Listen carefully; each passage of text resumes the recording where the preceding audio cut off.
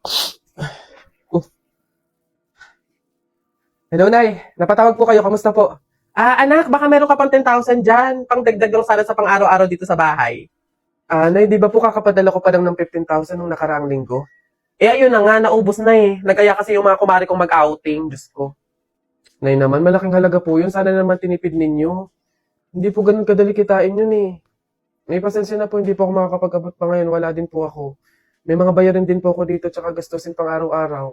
Teka, ang yabang na itong sumagot Kung makapagsalita ka, para ang laki ng kasalanan ko Nakapag-abroad ka lang, ganyan ka na magsasagot? Puro ka lang naman pasarap dyan? Singilin kaya ka doon sa pagpapalaki ko sa'yo. Huwag ka mag-alala, hindi ka namin kailangan. Kaya namin nang wala ka. Sobra naman ho kayo, Nay. Hindi naman po ganun kadali magtrabaho dito sa abroad eh. Kasi lahat salo-salo mo. Yung kapag nahihirapan ka, yung may sakit ka, nalungkot ka, wala.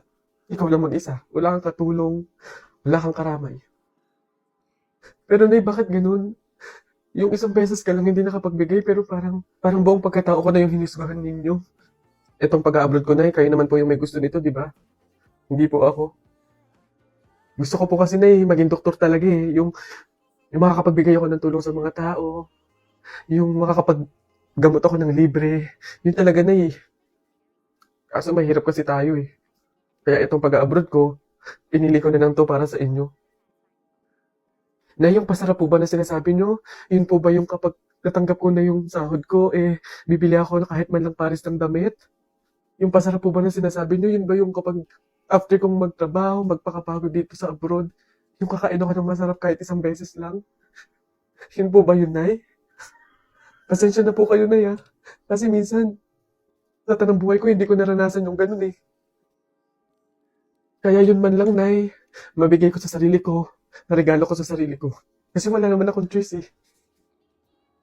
Kundi yung piliin lagi yung pamilya ko para tulungan kayo. Yun nga man lang, Nay, na kamustahin niyo ako. Kailan ko kaya ma-experience na yung tatawag kayo sa akin, yung mag-message kayo sa akin para kamustahin lang ako. Yung hindi yung manghihingi kayo ng pera, yung hihingi kayo ng ganito. Pero wala eh. Hindi ko alam, Nay. Hindi ko alam kung bakit sa kabila ng paghihirap ko, sa kabila ng pagpili ko sa pamilya ko kaysa sa pangarap ko, hindi ko alam, Nay, kung bakit ganito pa yung mga sinasabi niyo sa akin.